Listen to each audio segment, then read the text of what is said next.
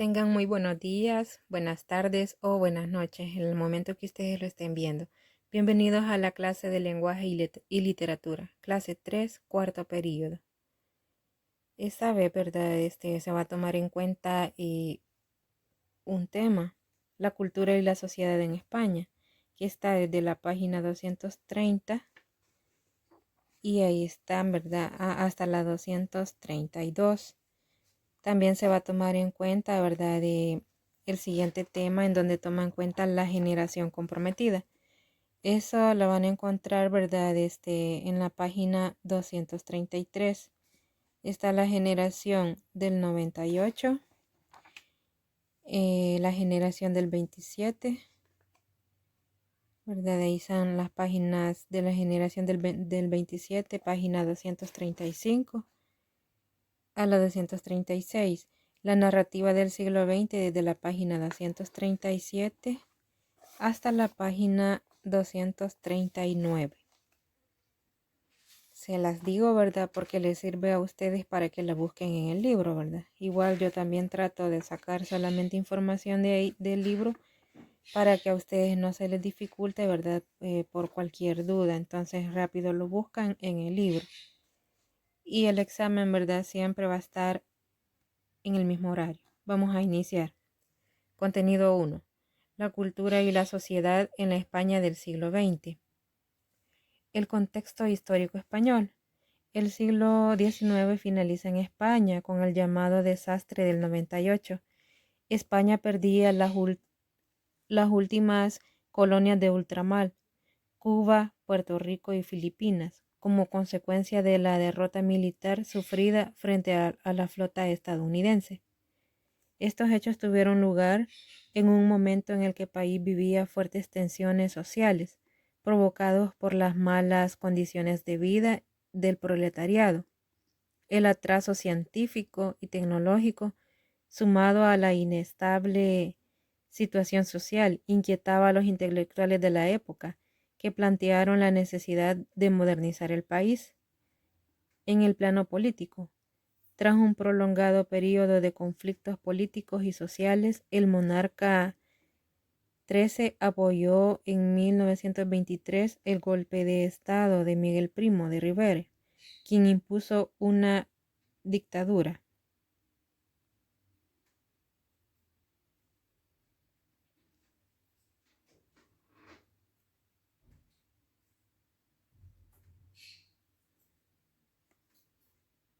Vamos a pasar a la siguiente diapositiva.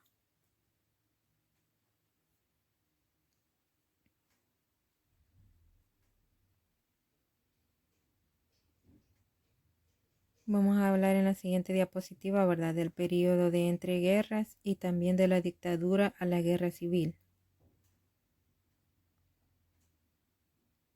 Ahí en la página 230 lo van a encontrar.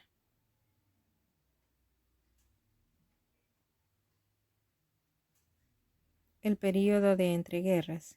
En 1914 comienza la Primera Guerra Mundial, aunque la contienda acabó en 1918.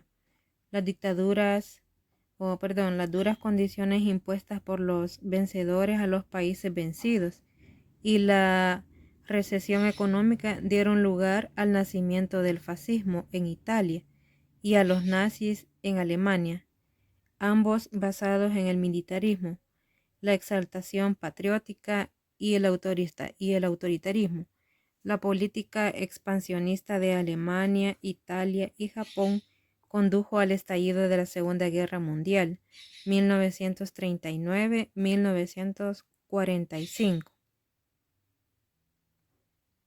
De la dictadura a la guerra civil. En 1923, el militar Miguel Primo de Rivera impuso un régimen dictatorial con el apoyo del rey Alfonso XIII. Durante su dictadura intentó incentivar la economía nacional, aplicando medidas proteccionistas que no logró impedir las consecuencias de la crisis económica. La gravedad de la crisis hizo que la oposición al régimen de los demás sectores sociales el régimen que ya se había manifestado anteriormente entre los intelectuales se extendiera a los demás sectores sociales. Finalmente, ante el rechazo de la sociedad, el dictador se vio obligado a dimitir en 1930. Un año después, el rey parte al exilio y se proclama la Segunda República, abril 1931, de tendencia socialista. El primer bienio republicano se abrió con un ambicioso programa reformista, pero pronto surgieron tensiones entre los diferentes grupos y partidos políticos que dificultaron en gran medida su desarrollo. En 1936, se produjo el golpe de Estado encabezado por algunos militares. Se inició así la Guerra Civil de 1936 a 1939. Y ahí, ¿verdad? También hay otros hechos que sucedieron, ¿verdad? En ese tiempo. Y ahí menciona el año de 1931 y los siguientes, ¿verdad? Entonces ahí está en la página 230. Siguiente. Del franquismo a la democracia. La dictadura de Franco duró desde 1938 hasta 1973. Durante los años posteriores a su triunfo, obligó al exilio, condenó a cárcel y ejecutó a muchos republicanos, entre ellos varios artistas. De ellos, buena cantidad emigraría a México o a países socialistas, donde continuarían con su labor intelectual, a pesar de su férrea representación contra cualquier ideología liberal o de izquierda. España experimentó años de desarrollo económico, industrial y turístico hacia finales del franquismo. Tras la muerte de Franco se abrió un proceso de democratización que llevó a elecciones en 1977. Inició el doloroso proceso de reconciliación estancado tras la derrota de los republicanos. Por otra parte, España se abre al mundo y a las tendencias seculares y liberales del último tercio del siglo XX. La renovación literaria, las vanguardias en España. La vida cultural y literaria española pasó por varias etapas durante el siglo XX. Entre ellas las principales fueron la influencia de la vanguardia europea. Los artistas españoles se reúnen en cafés, fundan revistas, viajan, establecen contactos con artistas franceses, alemanes, rusos e incluso estadounidenses. Es un proceso de enriquecimiento de la cultura de los propios valores españoles. El siguiente, ¿verdad? El arte como parte del gobierno republicano. Una de las apuestas más fuertes del gobierno republicano fue ampliar la cobertura de la educación. Se intentó llevar el arte contemporáneo al público. También tenemos los artistas en defensa de la República. Con el inicio de la Guerra Civil, muchos intelectuales como el poeta y dramaturgo Miguel Hernández se enlistaron en el ejército republicano y se convirtieron en combatientes. También tenemos el exilio, la cárcel o la muerte. Tras la derrota, muchos artistas parten del país. Algunos de ellos, como Rafael Alberti, lograrán regresar tras el franquismo. Otros, como Luis Cernuda, murieron en México. Algunos, como Miguel Hernández, fueron capturados y murieron en la cárcel. También tenemos el acomodamiento. Otros artistas regresaron a la España franquista para formar parte de la corriente, ¿verdad? Y luego tenemos la apertura, la muerte del dictador. Y ahí, ¿verdad? Continuamos a la siguiente, influencia de las vanguardias. En torno a 1905 surgen en el panorama artístico y literario europeo las llamadas vanguardias. Alcanzaron mayor tendencia en España las siguientes: el creacionismo,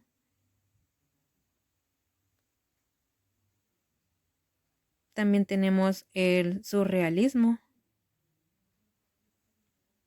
el futurismo y el cubismo. Si ustedes se dan cuenta, ¿verdad? Todo termina en ismos. Igual, ¿verdad? También lo reconocemos como el vanguardismo. Hubieron muchas escuelas, ¿verdad? Pero las más reconocidas por la influencia de la vanguardia o por el vanguardismo, ¿verdad? Fueron estas cuatro. Ahí pues en las imágenes, ¿verdad? Se muestran cada uno, ¿verdad? Por ejemplo, en el creacionismo se observan dos manos. En el surrealismo, ¿verdad? La imaginación, ¿verdad? Está la realidad con la imaginación. Y en el futurismo lo mismo, ahí están las imágenes y el cubismo, ¿verdad? Que lo identifican las imágenes geométricas. Contenido 2. La generación del 98, la generación del 27 y la narrativa del siglo XX. La generación del 98. En los últimos años del siglo XIX, el realismo entró en una fase de agotamiento y un nuevo movimiento estético surgido en Hispanoamérica y representado por Rubén Darío, inició su recorrido en la literatura española, el modernismo. En España, el modernismo fue un movimiento, ¿verdad? Y fue menos brillante que en Hispanoamérica, entre los escritores que cultivaron ese tipo ahí estamos mencionando a Salvador Rueda, entre otros, ¿verdad? Y en sí, pues la generación del 98 fue una corriente que congregó a escritores que se vieron afectados por la crisis originada en España frente a la pérdida de las últimas colonias de ultramar y que intentó sacar al país de su atraso social, económico, político e ideológico, entre otros, ¿verdad? Y también tenemos ahí sus características. Bueno, pero principalmente, ¿verdad? También la burguesía era pues la que dominaba más, ¿verdad? Las características pues ahí las van a encontrar en la página 234. Ahí está la explicación de cada una de ellas.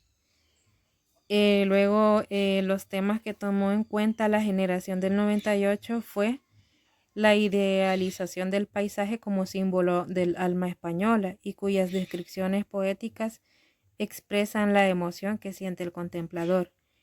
Luego, otro tema, la historia como raíz en la que se encuentra la grandeza de España y su gente. Otro, los escritores de la generación del 98 recurrieron al ensayo para manifestar sus diferentes puntos de vista. Entonces, ¿verdad? El ensayo era el más importante que ellos utilizaban para tomar en cuenta sus temas. Los géneros, ensayo, ¿verdad? Principalmente. Tomaba en cuenta muerte, religión, la situación del país. Novela, ¿verdad? Lo tradicional, ¿verdad? Lo que sucedía. Poesía, pues tomaba en cuenta la religión, la existencia, la realidad, el tiempo, entre otros, etc. En el teatro conjugó lo trágico con lo cómico.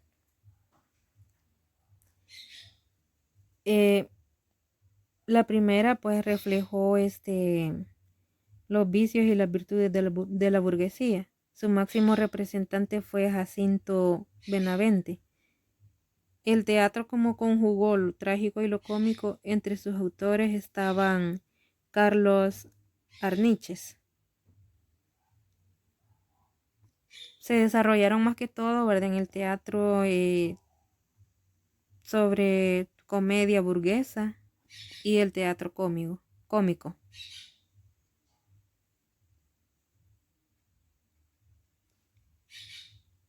Ahí está, ¿verdad? También la explicación de cada uno de ellos, ¿verdad? Está en la página 234.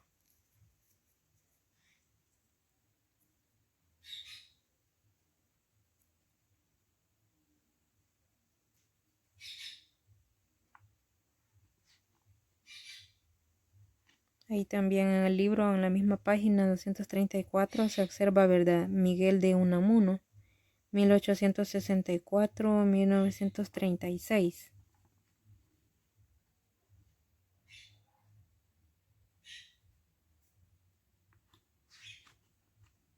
Pasamos a la siguiente diapositiva.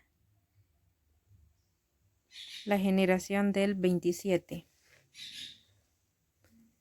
Con el nombre de generación del 27 se suele denominar a un conjunto de escritores que en 1927 se reunieron en el Ateneo de Sevilla para conmemorar el tercer centenario de la muerte del poeta Luis de Góngora, autor que a pesar de ser un clásico y en plenas vanguardias ejercía gran atracción al grupo.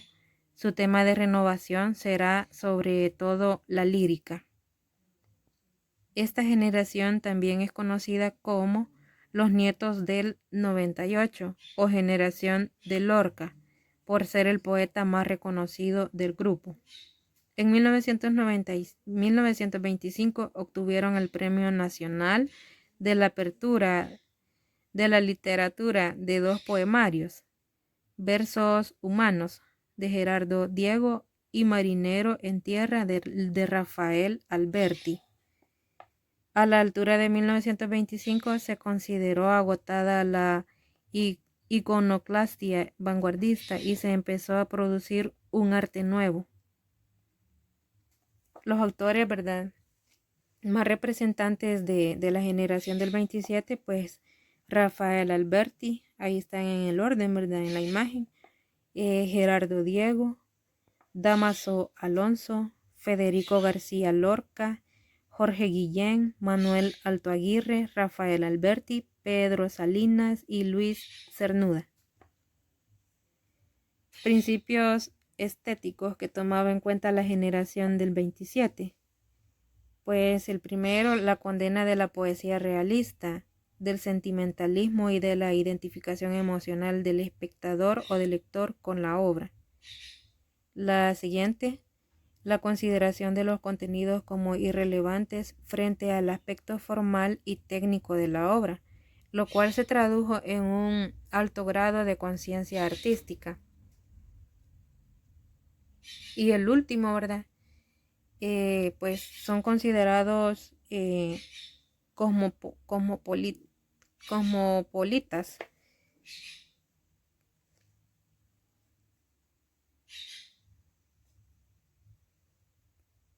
De la primacía de la metáfora y la búsqueda de un efecto de shock sobre el público, que debía estar preparado para entender el arte nuevo, lo que convierte en un arte para minorías y en un arte estilista e impopular. También toma en cuenta los temas, ¿verdad?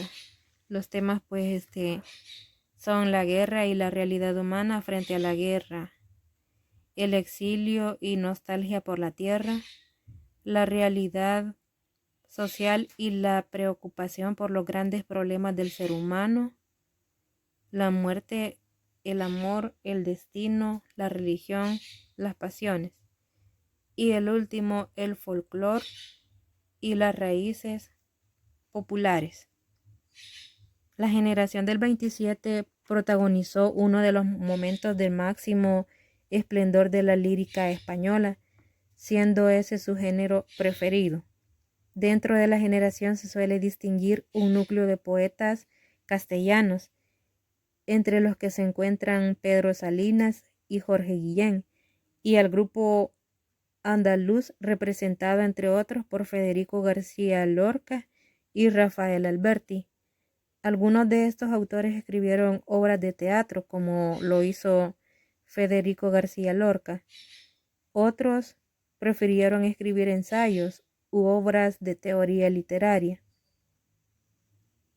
Y ahí ustedes, ¿verdad?, en la página 236 van a observar un ejemplo, ¿verdad?, de cómo ellos escribían. Ahí aparece en esa página.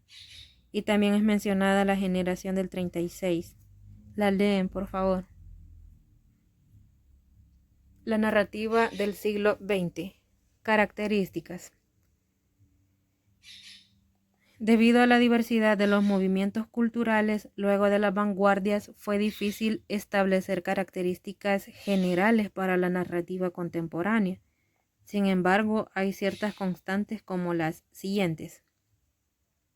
historias contadas desde diferentes perspectivas o varios narradores. Participación activa del lector, ya que no se explica todo. Ruptura de las unidades de tiempo y realidad. La narración no tiene principio ni fin. Las historias ocurren en un día o se narran sucesos simultáneos. Falta de encadenamiento a través de las descripciones y los diálogos, los que son a menudo sustituidos por un monólogo interior.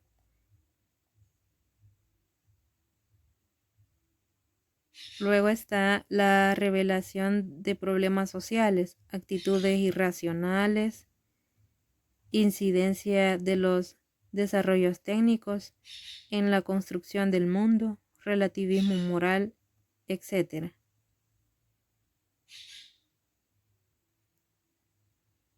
Ahí donde dice, ¿verdad?, que participación activa del lector, pues ahí, ¿verdad?, como no se explicaba todo, entonces el lector podía participar.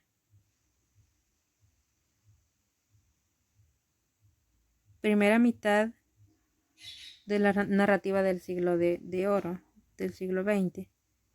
La narrativa de la primera mitad del siglo XX representa respecto al siglo XIX la culminación de la novela psicológica, iniciada por los realistas. Un gran aporte de la narrativa de esta época es la manera de construir las historias sin necesidad de atender el tiempo cronológico, rasgos fuertemente vanguardistas.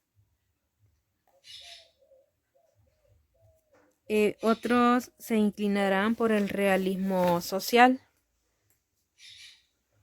reflejando las consecuencias de la Gran Depresión en novelas como Las uvas de la ira de John Steinbeck. Este autor, junto con Ernest Hemingway, El viejo y el mar, por quien doblan las campanas. La generación perdida es un grupo de autores estadounidenses que vieron los horrores de la Primera Guerra Mundial y soportaron la crisis económica mundial posterior. Y ahí, ¿verdad?, hay más información sobre la primera mitad del siglo XX. Luego está ahí, ¿verdad?, la segunda mitad del siglo XX. La literatura de la segunda mitad del siglo XX no escapa al debate cultural modernidad versus posmodernidad. Algunos teóricos que atienden a esta tensión indican que el posmodernismo literario se inició en el año de 1970. El rasgo más importante de la literatura posmoderna es la exigencia de un lector activo, quien es el encargado de dar sentido o producir la obra. Además, la narrativa posmoderna se caracteriza por su tendencia antidiscursiva, pues el autor es un compilador de los fragmentos que forman una narración. Principales tendencias en la novela. Tenemos la generación Beat, es un grupo de escritores estadounidenses y de finales de los 40 y de los 60. La novela histórica, en que el autor crea una ficción realista pero basada en un personaje histórico. También tenemos la ciencia ficción. Se desarrolló y realizó propuestas de anticipación para proyectar los medios de la humanidad durante la Guerra Fría. Generalmente se produjeron distopías. Y la última, ¿verdad?, la fantasía, el realismo mágico. Muchas gracias. Dios te bendiga, dice ahí en la imagen, ¿verdad? Pero Dios les bendiga. Y ahí está, ¿verdad?, el pensamiento. Espero que lo analicen. Muchas bendiciones, ¿verdad? Ya casi finalizamos, ya está para hacer la penúltima clase, ¿verdad? Y pues muchas bendiciones. Y me gustaría, ¿verdad?, que también ahí hay cuestionarios, ¿verdad?, que también como práctica, no son actividades como las que están acostumbrados, sino que cuestionarios, pero también sería bueno que lo respondieran. Luego ahí en la página 240 están las figuras literarias, esas por el tiempo, ¿verdad?, ya no se pudieron ver en clase. Pero me gustaría mucho, ¿verdad?, que ustedes las lean y que practiquen las actividades para ver si ustedes las han comprendido. Bendiciones y muchas gracias, ¿verdad?